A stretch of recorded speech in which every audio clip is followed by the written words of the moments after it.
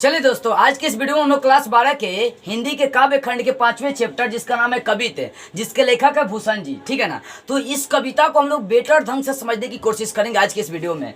देखिए, कवित के लेखक भूषण जी हैं। इसमें दो पार्ट है, आपका पार्ट 1 पार्ट 2। सबसे पहले हम लोग इस कविता को जानने से पहले हम लोग लेखक परिचय, कवि परिचय जान लेते हैं, मतलब भूषण के बारे में जान लेते हैं।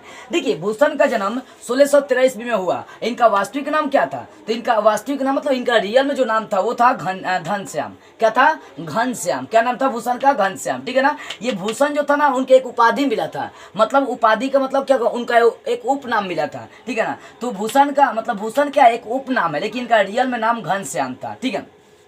अब देखो, इनका नाम भूषण कैसे पड़ा था? उपाधि एक मिला था। और किसने दिया था? तो चित्रकूट के सोलंकी राजा रुद्र ने इनको दिया था। कौन राजा?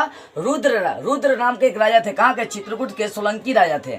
उन्होंने इन्हें किस नाम का उपाधि दिया? तो भूषण नाम का उपाधि दिया। इनका रियल में नाम घनश्याम था। और इनका जन्म स्थान मतलब इनका जन्म कहाँ हुआ था? तो कानपुर के पास टिकवापुर गाँव में हुआ था। इनका जन्म कहाँ हुआ था? कानपुर यूपी में पड़ता है, जानते हैं ना। तो वहीं कानपुर के पास टिकवापुर गाँव में इनका जन्म हुआ था। किनका? भूषण जी का। इनकी मृत्यु लगभग 102 वर्ष के बाद, मतलब लगभग देखी जाए तो 1715 ईस्वी में इनकी मृत्यु हो गई।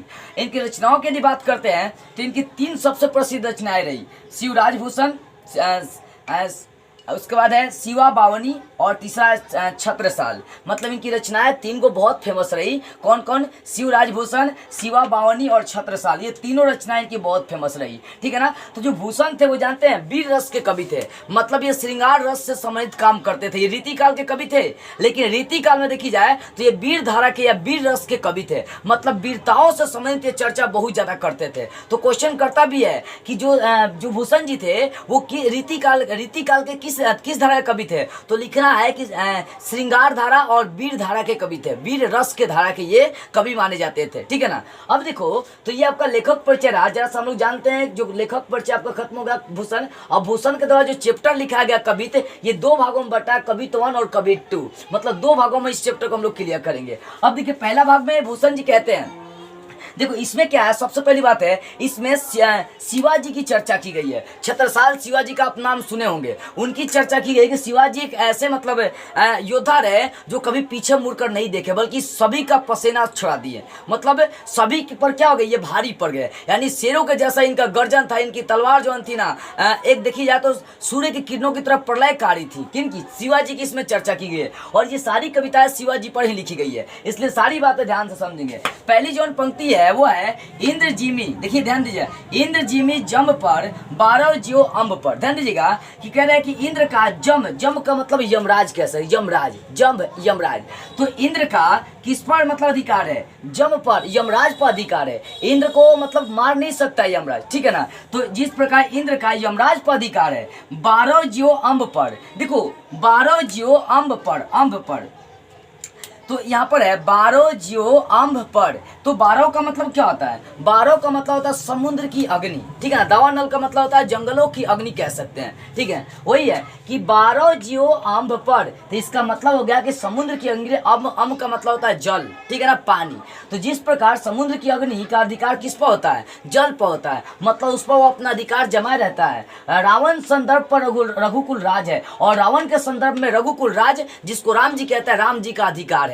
राम जी उस पर अपना पूरा अधिपत्य जमाए बैठे हैं। किस पर? यहाँ पर अधिकार की बात करी जा रही है कि जिस प्रकार इंद्र का यमराज पर अधिकार है, जिस प्रकार समुद्र की अग्नि का जल पर अधिकार है, उसी तरह से रघुकुल जो है राम है, राम का भी किस पर? रावण का अधिकार है। उस तरह से देखी जाए तो शिवाजी का भी मलेच्छ वंश, जिसको औरंगजेब कहा जा सकता है, मलेच्छ वंश पर उनका पूर्णतः अधिकार है। मतलब पूर्णतः वो क्या अपने अधिकार को छीनना चाहते हैं, लेना चाहते हैं। कौन? शिवाजी। तो भूषण जी जो है ना, वो किसकी चर्चा की है? वो चर्चा की है किनका? तो शिवाजी की चर्चा की है। शिवाजी का मतलब जो भी है ना सौंदर्य, उनका बेटर ढंग से ये वर्णन किए हैं। कौन? तो भूषण जी किए हैं। ठीक है। इंद्रजीमी जम पर 12 ज्यो अम्ब पर। इसका मतलब ये होगा कि इंद्र पर जिस प्रकार यमराज मतलब इंद्र का यमराज पर अधिकार है, और 12 का मतलब होता है समुद्र की अग्नि। क्या कहेंगे? यहाँ लिखे ना 12 का मतलब होगा समुद्र की अग्नि। मतलब जिस प्रकार यमराज पर इंद्र का अधिकार है और समुद्र की अग्नि का जल पर अधिकार है। रावण संदर्भ पर रघुकुल राज है। मतलब रावण के संदर्भ में रघुकुल राम का राज है। उसी तरह से शिवाजी का मलेच्छ वंश पर अधिकार है। मलेच्छ वंश का मतलब यहाँ पर अंत में चर्चा की गई है, शायद यहाँ पर देख सकते हैं मलेच्छ वंश पर उनका अधिकार है। मलेच्छ वंश क्या है, तो मलेच्छ वंश में आ सकता है औरंगजेब आ सकता है, शाहजहां भी शायद आ सकता है। तो मलेच्छ वंश पर उनका क्या अधिकार है, वो अपना अधिकार जमाना चाहते हैं, ठीक है ना। तो क्या लिखेंगे, ये पहले पंक्ति का लाइन, इंद्र जिमी जम पर 12 ज्यो अम्भ पर रावण संदर्भ पर रघुकुल राज है। इसका मतलब जिस प्रकार इंद्र का यमराज पर अधिकार है, 12 मतलब हो गया समुद्र की अग्नि, 12 मीन्स का समुद्र की अग्नि, समुद्र की अग्नि का जल पर अधिकार है, अम्भ का मतलब होता है जल, समुद्र की अग्नि का जल पर अधिकार है। और रावण संदर्भ पर रघुकुल राज है, मतलब रावण के संदर्भ में रघुकुल राम का राज है। उसी तरह से शिवाजी का राज मलेच्छ वंश पर पूरा का पूरा है, ठीक है। आगे देखिए, पौन बारी बाह पर शंभु रति नाह पर, ध्यान दीजिएगा, पौन बारी बाह पर शंभु रति नाह पर जियो सहस्त्र बाहु पर राम दिविराज है। दावा द्रुम दंड पर चिता मृग झुंड पर, ध्यान दीजिएगा, पहले इस पंक्ति का अर्थ समझते हैं, ये तो आप समझ गए होंगे। इंद्र जिमी जम पर 12 ज्यो अम्ब पर रावण संदर्भ पर रघुकुल राज है। क्या लिखेंगे, जिस प्रकार इंद्र का जम्ब मतलब यमराज पर राज है और समुद्र की अग्नि का जल पर राज है, अम्ब का मतलब होता है जल, जल पर राज है। रावण के संदर्भ में रघुकुल राम का राज है। उसी तरह से शिवाजी का भी मलेच्छ वंश पर राज है। आगे पवन बारी बाह पर शंभु रति नाह पर, है ना, पवन का मतलब पवन हवा जिसको कह सकते हैं। पवन बारी बाह पर शंभु रति नाह पर जियो सहस्त्र बाहु पर राम द्विज राज है। इसका मतलब पवन का मतलब पवन, बारी बाह का मतलब बादल, यानी जिस तरह से पवन का बादल पर अधिकार होता है, पवन क्या करता है, बादलों को पूरा तीतर वितर कर देता है, फैला देता है। वही बोलते हैं भूषण जी कि जिस तरह से पवन का बादलों पर अधिकार है, शंभु रति नाह पर, शंभु भगवान शिव को कहा गया है। और रति नाह का मतलब होगा रति के पति, जिनको कामदेव कहते हैं, काम वासना नाम सुने ना, कामदेव। तो बोल रहे हैं कि जिस तरह से पवन का बादलों पर अधिकार है और शंभु मतलब शिव जी का शंकर जी का कामदेव पर पूरा अधिकार है, ठीक है ना। जियो सहस्त्र बाहु पर राम द्विज राज है। और सहस्त्र बाहु जो एक बहुत बड़ा योद्धा था, मतलब राजा था, मतलब जिस तरह से सहस्त्र बाहु पर परशुराम लिखा ना, राम द्विज राज है। शिव जी का जो 10वें रूप में से एक रूप परशुराम का था, ठीक है ना, ठीक है इनका, हाँ, शिव जी का जो 10वां रूप था उसमें से एक रूप कौन था, तो परशुराम का रूप था उनका, शिव जी का, ठीक है। तो ध्यान दीजिएगा, जियो सहस्त्र बाहु पर राम द्विज राज है, जियो सहस्त्र बाहु पर राम द्विज राज है। इसका मतलब क्या हो गया, देखो, पवन बारी बाह पर शंभु रति नाह पर जियो सहस्त्र बाहु पर राम द्विज राज है। इसका मतलब जिस तरह से पवन का बादलों पर अधिकार है, शंभु का कामदेव, रति के पति कामदेव, रति नाह का मतलब होगा रति के पति, और रति के पति का क्या नाम था, कामदेव था, ठीक है ना। तो जिस तरह से पवन, ध्यान दीजिए, पवन, जिस तरह से पवन का बादलों पर बारी बाह मतलब बादलों पर अधिकार है, उसी तरह से शंभु का रति के पति कामदेव पर अधिकार है। जियो सहस्त्र बाहु पर राम द्विज राज है। और जिस तरह से सहस्त्र बाहु पर परशुराम द्विज राज मतलब परशुराम का अधिकार है। उसी तरह से शिवाजी का अंत में डालना होगा कि शिवाजी का, छत्रसाल शिवाजी का मलेच्छ वंश पर औरंगजेब पर पूरा अधिकार है। वो उनसे अपना अधिकार ले रहे हैं लड़ कर। उनकी वीरता की चर्चा इसमें करी गई है, ठीक है ना। तो समझ आ रही है, यहाँ पर पौन बारी बाह, ध्यान दीजिए क्या लिखा है, पौन बारी बाह पर शंभु रति नाह पर जियो सहस्त्र बाहु पर राम द्विज राज है। दावा द्रुम दंड पर चिता मृग झुंड पर।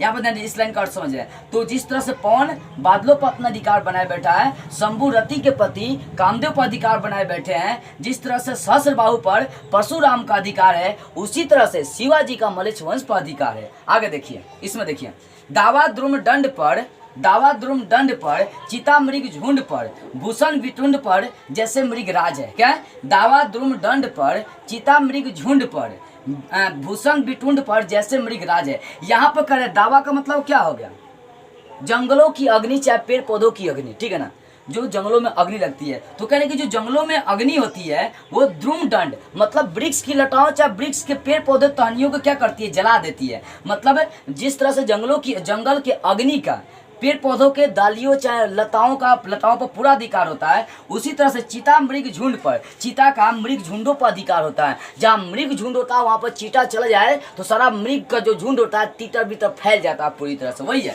कि दावा द्रुम दंड पर चीता मृग झुंड पर भूषण विटुंड पर जैसे मृग राज है। इसका मतलब हो गया कि जिस तरह से दावा मतलब जंगल की अग्नि का पेड़ पौधों पर अधिकार होता है, चीता मृग झुंड पर, चीता का मृगों के झुंड पर अधिकार होता है। भूषण वितुंड पर जैसे मृगराज है, तो कहते हैं यहाँ पर कि भूषण, भूषण का मतलब यहाँ पर सिंह या शेर हो जाएगा, ठीक है ना। जिस तरह से भूषण का वितुंड हाथियों के संग्रह पर मतलब अधिकार हो जाता है। देखो यहाँ पे क्वेश्चन मृगराज पूछता है कि जो शिवाजी है उसकी चर्चा मृगराज से क्यों की गई है, तो इसलिए करी गई कि क्योंकि वो मृगराज, मृगराज का मतलब हो गया शेर, शेर के समान सारे हाथियों के गर्दन को गाजर मूली की तरह काट देने का काम करते हैं। मतलब उनकी तलवार में इतनी धार तेज थी कि उसके आगे कोई भी, किसी की भी वीरता तीखी नहीं पाती थी, ठीक है। तो आगे समझ में, भूषण वितुंड यहाँ पर थे हम लोग, दावा द्रुम दंड पर चिता मृग झुंड पर, भूषण वितुंड पर जैसे मृग राज है, ठीक है ना। दावा द्रुम दंड पर चिता मृग झुंड पर, भूषण वितुंड पर जैसे मृग राज है। इसका मतलब ये होगा बुआ कि देखो, दावा मतलब जंगल की अग्नि, जंगल की अग्नि का द्रुम दंड मतलब पेड़ पौधों की लताओं पर अधिकार होता है। चीता मृग झुंड पर, चीता का मृग झुंडों पर अधिकार होता है। और भूषण वितुंड का मतलब हाथियों का समूह, ठीक है ना। भूषण कहते हैं वितुंड पर मृगराज है, वितुंड पर जैसे मृगराज है, कहने का मतलब है हाथियों के समूह पर मृगराज शेर का अधिकार है, ठीक है ना। उसी तरह से शिवाजी का मलेच्छ वंश पर अधिकार है। समझने वाली बात आ रही है कि भूषण वितुंड पर, मतलब भूषण कहते हैं कि वितुंड पर जैसे मृगराज है, मतलब हाथियों के समूह पर मृगराज का अधिकार है, ठीक है ना। तो यहाँ पर अधिकार को दर्शाया गया है कि जिस तरह से इंद्र का यमराज पर अधिकार है, समुद्र की अग्नि का जल पर अधिकार है, और रावण पर रघुकुल राम का अधिकार है, पवन का बादलों पर अधिकार है, शंभु जो शिव भगवान है उसका रतिना मतलब रति के प्रति कामदेव पर अधिकार है, और सहस्त्र बाहु पर परशुराम का अधिकार है, और जंगलों की अग्नि का वहाँ के पेड़ पौधे के लताओं टहनियों पर अधिकार है, चीता का मृग झुंडों पर अधिकार है, ठीक है ना। और उसके बाद कहते हैं भूषण कि हाथियों के समूह पर मृगों का राजा जो शेर है उसका अधिकार है। उसी तरह से जो मतलब शिवाजी है उनका जो अधिकार है वो किन पर है, मलेच्छ वंश पर है, ठीक है ना। तो क्या लिखेगा इस लाइन के हिंदी कि जंगलों की अग्नि का वृक्ष की लताओं पर अधिकार है, चीता का मृग झुंडों पर अधिकार है। उसी तरह से भूषण कहते हैं कि जो वितुंड होता है मतलब हाथियों का जो समूह है उस पर मृगराज का अधिकार है, मृगराज मतलब शेर का अधिकार है। आगे, तेज तम अस तेम तज अस, देखिए ध्यान, तेज तम अस कान जिमी कंस पर, यो मलेच्छ वंश पर शेर शिवराज है। कहने तेज का मतलब क्या, ज्वाला, तेज मतलब जिस प्रकार ज्वाला का तम पर अधिकार, तम का मतलब अंधकार, जिस तरह से ज्वाला का अंधकार पर अधिकार है, कान्हा का कंस, कान्हा मतलब कृष्ण का कंस पर अधिकार है, यो मलेच्छ वंश पर, उसी तरह से मलेच्छ वंश पर शेर शिवाजी का अधिकार है, छत्रसाल शिवाजी का अधिकार है। तो यहाँ पर शिवाजी के अधिकार का वर्णन करी गई है कि जिस तरह से इंद्र के यमराज पर अधिकार है, पवन का बादलों पर अधिकार है, उसके बाद परशुराम का सहस्त्र बाहु पर अधिकार है, उसी तरह से इनका जो शिवाजी है ना उनका मलेच्छ वंश औरंगजेब जो सकता उनको पूरा का पूरा अधिकार है। समझ में आ रही होगी। एक बार और सारी बातें मैं यहाँ पर समझा रहा हूँ, ठीक है ना। ये वाला अंतिम पॉइंट देखिए पहले, तेज तम अंश पर कान जिमी कंस पर, यो मलेच्छ वंश पर शेर शिवराज है। इसका मतलब जिस प्रकार तेज का मतलब ज्वाला, तेज ज्वाला अंधकार को नष्ट कर देती है या उस पर अधिकार जमा लेती है, कान्हा कंस पर अपना अधिकार जमाए बैठे हैं, उसी तरह से मलेच्छ वंश पर शेर शिवाजी का अधिकार है, राज है, ठीक है। अब सारी बातों को ध्यान से और समझते हैं। इंद्र जिमी जम्ब पर 12 जियो अम्भ पर, रावण संदर्भ पर रघुकुल राज है। इसका मतलब जिस तरह से इंद्र का यमराज पर अधिकार है, समुद्र की अग्नि का जल पर अधिकार है, उसी तरह से राम के संदर्भ में भले रावण के संदर्भ में रघुकुल राम का अधिकार है। आगे, पवन बारीबाह पर शंभु रतिनाह पर, जियो सहस्त्र बाहु पर राम द्विजराज है। इसका मतलब जिस तरह से पवन का बादलों पर अधिकार है और शंभु का कामदेव पर अधिकार है, उसी तरह से देखी जाए तो सहस्त्र बाहु पर परशुराम जी का अधिकार है। आगे, दावा द्रुम दंड पर, चीता मृग झंड पर, भूषण वितुंड पर जैसे मृगराज है। इसका मतलब जिस तरह से जंगलों की अग्नि का पेड़ पौधों के डालियों चाहे उसके लटाओं पर अधिकार है, चीता का मृग झुंडों पर अधिकार है, उस तरह से भूषण कहते हैं कि वितुंड मतलब हाथियों के समूह पर मृगों के राजा शेर का अधिकार है। आगे, तेजतम अंश पर, तेजतम अंश पर, कान जिमी कंस पर, यो मलेच्छ वंश पर शेर शिवराज है। कहते हैं कि जिस तरह से तेज का मतलब ज्वाला का अंधकार पर अधिकार है, कान्हा का कंस पर अधिकार है, उसी तरह से मलेच्छ वंश पर शेर शिवाजी का अधिकार है, ठीक है ना। समझ में आ गई होगी। अब यहाँ पे इनकी तलवार की चर्चा की गई है, इन दोनों में मतलब वीर रस की मतलब रचना की गई है, और इसमें भी वीर रस ही है, और दोनों में उत्साह से संबंधित बातें बताई गई है, ठीक है ना। ध्यान देते हैं दूसरी कविता इनकी। दूसरी कविता पर दूसरा है, निक्षत म्यान ते म्यूखे प्रलय भानु कैसी, फारे तम तोम से गंदन के जाल को, लगती लपती कंठ बैरिन के नागिनी सी, रुद्र ही रिझावे दे दे मुंडन की माल को, लाल छितिपाल छत्रसाल महाबाहुबली, कहाँ लो बखान करो तेरी करवाल को, प्रतिभट कटक कटीले केटे काटी काटी, कालिका सी किलकी कलेव देती काल को। ठीक है ना। यहाँ पर है कि निक्षत म्यान ते म्यूख है प्रलय भानु कैसी। कह रहे हैं निक्षत का मतलब निकलना, म्यान का मतलब जानते हैं जिसमें तलवार रखी जाती है। कह रहे हैं यहाँ पर भूषण जी कि जब शिवाजी का तलवार म्यान से निकलता है तब प्रलय भानु कैसी, तब प्रलय के मतलब सूर्य रूपी, भानु का मतलब क्या होता है सूर्य, सूर्य रूपी प्रलय क्या होती है, बिखर जाती है। जैसे लगता है कि उनकी जो सूर्य की किरणें हैं वो प्रलय मचा रही है, तलवार से उनको मतलब लेखक को आभास होता है कि निक्षत म्यान ते म्यूख है प्रलय भानु कैसी, फारे तमतोन से गेंदन के जाल, गेंदन मतलब हाथी, हाथियों के जाल को क्या कर रही है, फाड़ रही है, हाथियों के समूह को वो गाजर मूली की भांति काट दे रही है। तो निक्षत म्यान ते म्यूख है प्रलय भानु कैसी, फारे तमतोन से, फारे टमटोम से गेंदन के जाल को। यहाँ पर कहने का मतलब है म्यान से जैसे ही शिवाजी का तलवार निकलता है जैसा लगता है कि भानु मतलब सूर्य की प्रलयकारी, सूर्य की प्रलयकारी किरणें चारों दिशा में बिखर गई हो, फैल गई हो। फारे तमतोन से गेंदन के जाल को, और जो उनका मतलब प्रलय रूपी जो तलवार है वह फारे तमतोन मतलब तमतोन का मतलब अंधकार को, अंधकार को हाथियों के जाल के समान फाड़ देती है, चीर देती है। किनकी, तो शिवाजी की तलवार की चर्चा हो रही है। लिखेंगे भूषण जी कहते हैं कि जिस तरह से जिस तरह से शिवाजी का म्यान, शिवाजी का तलवार म्यान से जब बाहर निकलता है तब सूर्य रूपी किरणों के समान वो प्रलयकारी किरणें बिखेर देता है, चारों दिशा में फैला देता है। फारे तमतोन से गेंदन के जाल को और अंधकार के जाल को हाथियों के समूह के जैसा वो गाजर मूली की भांति काट देता है, पूरा उसी तरह से फाड़ देता है। ठीक है, समझ में आ गई होगी ये बातें। एक बार और समझेंगे ध्यान से इस बात को। ठीक है, निक्षत म्यानते म्यूखे प्रलय भानु कैसी, फारे तमतोन से गेंदन के जाल को। इसका मतलब हो गया कि निक्षत मतलब निकलना, म्यान का मतलब जिसमें तलवार रखी जाती है। तो कहते हैं यहाँ पर कवि भूषण जी कहते हैं कि जब शिवाजी के म्यान से तलवार निकलता है तब सूर्य रूपी प्रलयकारी किरणें बिखर जाती है। ठीक है ना, प्रलय भानु सूर्य रूपी प्रलयकारी किरणें बिखर जाती है, फैल जाती है। फारे तम से गेंदन के जाल को, तब वो क्या करते हैं मतलब उसी प्रलय रूपी तलवार से वह अंधकार के जाल को, गेंदन मतलब हाथियों के अंधकार के जाल को, गेंदन के जाल मतलब अंधकार जो है उसको हाथियों के जाल के समान पूरी तरह से काट देते हैं। मतलब जो भी उनके जीवन में अंधकार है, चाहे जो भी समस्याएं हैं, वो अपने प्रलय रूपी तलवार से क्या करते हैं, उसको काट देते हैं, फाड़ देते हैं। अब आपको तलवार दे दीजिएंगे चलाने के लिए, आप चला सकते हो उनके जैसा, जैसे ही चलाते थे। आपसे चलबे नहीं करेगा, इसलिए नहीं चलेगा क्योंकि इनका एक्सपीरियंस था। जब ये तलवार चलाते थे तो बड़का बड़का योद्धा देख कर खाली कांप जाता था। इसी कारण से इनकी चर्चा ये कभी किए हैं, बहुत मतलब फेमस इनको तलवारबाजी में कहा जा सकता है। आपको दिए जाएंगे तो पेटे उटे में घोंप लेंगे, दिक्कतें हो जाएगा।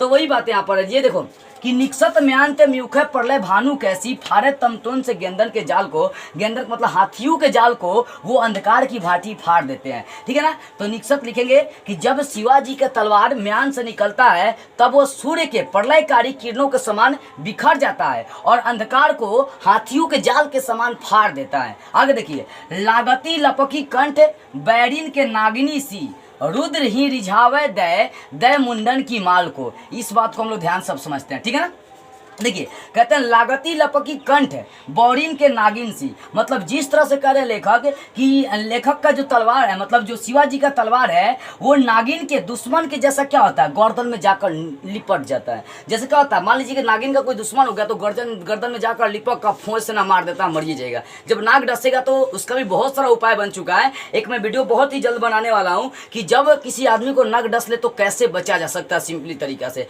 उस वीडियो को मैं 1 से 2 दिन के अंदर में जरूर अपलोड करूँगा, एक बार जरूर देख लीजिएगा। ठीक है ना, क्योंकि कई तरह के एग्जाम में वो क्वेश्चन करता है और आपको जानना भी बेटर मतलब जानना बहुत जरूरी है। तो ध्यान दीजिएगा, लगती लपकी कंठ बौरीन के नागिन सी, रुद्र ही रिझावे दे मुंडन की माल को। कहने का मतलब है लागती लपकी, लपकी मतलब नागिन की जो दुश्मन होती है, बैरिन, कहना बैरिन है, ये बैरिन दुश्मन, मतलब पराया। नागिन जो होती है वो बैरिन के समान, मतलब उनकी जो तलवार है वो नागिन के समान किसी दुश्मन के गर्दन में जाकर लिपट जाती है और उसके गर्दन को क्या करते उतार देती है। जैसे लगता है कि शिव जी को मुंडन चढ़ाया जा रहा है, मुंडन की माला पहनाया जा रहा है, उनको खुश किया जा रहा है। जब ये तलवार चलाते हैं तो बहुत ही भयंकर तलवार लगता है, ठीक है ना। तो ये लागती लपकी कंठ बौरीन के नागिन सी, रुद्र ही रिझावे दे दे मुंडन की माल को। बस इतनी बातें लिखना है कि शिवाजी की जो तलवार है वो नागिन के समान दुश्मनों के गले में कंठ में आकर लिपट जाती है। रुद्र ही, रुद्र किनको कहा गया? भगवान शिव को। रिझावे यानी भगवान शिव को खुश करने के लिए लगता है कि मुंडन की माला मतलब तैयार करी जा रही है, मुंडों का ढेर लगाई जा रही है। मतलब उनकी जो तलवार है दुश्मन की गर्दन में जाकर उस तरह लिपट जाती है जिस तरह नागिन अपने दुश्मन में लिपट जाती है। नागिन के गर्दन में नागिन जो होता है दुश्मन के गर्दन में लिपट जाती है। उसी तरह से शिवाजी का तलवार किसी के दुश्मन के गर्दन में इस प्रकार लिपट जाता है कि उसके गर्दन को एक बार में धाए से ना उड़ा देता है। और वो जो गर्दन होता है वो उसका एक समूह बोल रहे हैं कि लेखक इकट्ठा कर रहे हैं, मतलब जो गर्दन है वो सभी दुश्मनों का गर्दन एक माला के रूप में काम कर रहा है और उस माला को रुद्र को खुश करने के लिए, रिझाने के लिए प्रयोग किया जा रहा है, ठीक है। तो लागती लपकी कंठ बौरीन के नागिनी सी, रुद्र ही रिझावे दे दे मुंडन की माल को। इसका मतलब यही होगा कि शिवाजी की जो तलवार है वो नागिन के समान दुश्मन के कंठ में आकर मतलब चिपक जाती है। रुद्र ही रिझावे दे दे मुंडन की माल को। और रुद्र को, शिव जी को, मतलब रुद्र मतलब शिव जी भगवान शंकर को रिझाने के लिए जैसा लगता है कि मुंडों की माला तैयार करी जा रही है, इकट्ठा करी जा रही है, ठीक है। अगला पंक्ति अब देखते हैं। लाल छितिपाल छत्रसाल महाबाहुबली, कहाँ लो बखान करो तेरी करवाल को। कहते कि हे प्यारे छत्रसाल, हे प्यारे महाबाहुबली। वही कहते हैं कि लाल का मतलब प्यारा होगा, क्षितिजपाल का मतलब पूरा भूमि का मालिक, भूखंड का मालिक, ठीक है ना। छत्रसाल महाबाहुबली कहते हैं कि हे प्यारे इस भूमि के मालिक छत्रसाल महाबाहुबली, कहाँ लो बखान करो तेरी करवाल को। मैं कहाँ तक तेरी तलवार की बखान करूँ? तेरी तलवार की बखान करते करते बनता ही नहीं, मतलब इतना न बखान करने को जी चाहता है कि कोई शब्द ही नहीं जुटता है। कौन कहते हैं? भूषण जी कहते हैं कि लाल छितिपाल, ध्यान दीजिएगा, लाल छितिपाल छत्रसाल महाबाहुबली, कहाँ लो बखान करो तेरी करवाल को। इसका कहने का मतलब हे प्यारे, लाल मीन्स प्यारे, हे प्यारे भूमि के मालिक, छितिपाल का मतलब भूखंड के मालिक, पूरी दुनिया के मालिक, हे प्यारे पूरी दुनिया के मालिक छत्रसाल महाबाहुबली, कहाँ लो बखान करो। मैं कहाँ तक तुम्हारी तलवार का बखान करूँ, मेरे पास अब कोई शब्द ही नहीं जुटता है, ठीक है ना। यही बस हिंदी होगा, ठीक है ना। एक बार समझिए, लाल छितिपाल छत्रसाल महाबाहुबली, कहाँ लो बखान करो तेरी तलवार को, मतलब हे प्यारे भूमि के मालिक, इस भूखंड के मालिक छत्रसाल महाबाहुबली, कहाँ तक मैं तेरी तलवार का बखान करूं, अब मेरे पास कोई शब्द नहीं है। अब अगला देखते हैं पॉइंट यहाँ पर। अगला है प्रतिभट कटक कटीले केटे काटी काटी, कालिका सी किलकी कलेव डेटी काल को। ध्यान दीजिएगा, है प्रतिभट कटक कटीले केटे काटी काटी, कालिका सी किलकी कलेव देती काल को, ठीक है ना। ध्यान दीजिएगा, प्रतिभट का मतलब क्या होता है? प्रतिभट का मतलब होगा दुश्मन, शत्रु, ये कहा जा सकता है, ठीक है ना। तो शत्रुओं का जो कटक मीन समूह, जो शत्रुओं का समूह है उसको इनकी जो तलवार है शिवाजी को काटते जा रही है, भुजाओ जैसा, मतलब गाजर मूली के समान फटाफट फटाफट काटते जा रही है। कालिका सी किलकी, कालिका का मतलब हो गया काली रूप, जो माता पार्वती धरी थी, ठीक है ना। तो कालिका सी किलकती कलेव देती काल को। देखो किलकती कलेव, किलकती का मतलब ध्यान दीजिएगा, कलेव काल को, कालिका सी किलकी कलेव काल को। देखो किलकी कलेव काल को, काल का मतलब समझते हैं, जब मतलब आदमी का समय मरने का नजदीक आने लगता है वो काल हो गया, ठीक है ना। तो प्रतिभट कटक कटीले केटे काटी काटी, कालिका से किलकी कलेव देती काल को। इसका मतलब ये होगा कि दुश्मनों का जो संग्रह है उनको उनकी तलवार, शिवाजी की तलवार काटते जा रही है, गाजर मूली के समान काटते जा रही है। हाथियों का जो झुंड होता है उसके समान ही अपनी तलवार से उसको काटते जा रहे हैं, ठीक है ना। किसके समान? तो कालिका के समान वो क्या कर रहे हैं, सबको मतलब ग्रसते जा रहे हैं, अपना भोजन बनाते जा रहे हैं काली के समान। जैसे माता काली का आप देखेंगे एपिसोड तो आपको वहाँ पर समझ में आई होगी कि एक हाथ में कटोरा ली थी और एक हाथ में तलवार, सबका मुंडन काटते जा रही थी और खून जो भी था सबको पीते जा रही थी। कौन? काली, ठीक है ना, काली माँ। तो वही बात है कि प्रतिभट कटक कटीले केटे काटी काटी, कालिका सी किलकी कलेऊ देती काल को। इसका मतलब हो गया कि दुश्मनों का समूह प्रतिभत का मतलब दुश्मन, कटक का मतलब समूह, दुश्मनों के समूह को वो काटी काटी गाजर मूली के समान काटते जा रहे हैं। क्योंकि शिवाजी की जो तलवार है दुश्मनों के समूह को गाजर के समान, गाजर मूली के समान काटते जा रही है। किस तरह से? कालिका के समान। वो लगता है कि मतलब काली के समान सारे दुश्मनों को अपना भोजन बनाते जा रहे हैं। कौन? शिवाजी। ठीक है ना, इतनी बातें इसमें छिपी है। एक बार और मैं शॉर्ट में समझाता हूँ, समझिएगा। निक्षत में अंत म्युखे प्रलय भानु कैसी फाड़े तंतोन से गंदन के जाल को। यानी जब शिवाजी की तलवार म्यान से निकलती है तो जैसा लगता है कि सूर्य के किरणों के मतलब सूर्य के प्रलयकारी किरणों के समान वो चारों दिशा में बिखर जाती है। ठीक है ना, उसी तरह से मतलब ध्यान दीजिएगा कि जब शिवाजी की तलवार अपने म्यान से निकलती है, म्यान समझते हैं ना, जिसमें तलवार रखी जाती है, तो जब शिवाजी की जो तलवार है म्यान से बाहर निकलती है तब वो सूर्य के प्रलयकारी किरणों के समान इधर उधर बिखर जाती है। फाड़े तंतोन से गेंदन के जाल को, तब वो अंधकार के जाल को, हाथियों के जाल के, तब अंधकार को क्या करते हैं? हाथियों के जाल के समान फाड़ते चले जाते हैं, चीरते चले जाते हैं। आगे, लागती लपकी कंठ बौरीन के नागिनी सी रुद्र ही रिझावे दैत्य मुंडन की माल को। कहते हैं कि जिस तरह से मतलब नागिन जो होती है ना अपने दुश्मन के गले में लिपट जाती है, कंठ में लिपट जाती है, उसी तरह से मेरा तलवार भी जाकर उनके गले में क्या होता है? कंठ में लिपट जाता है और उनके मुंडन को अलग कर देता है। किनकी? शिवाजी का।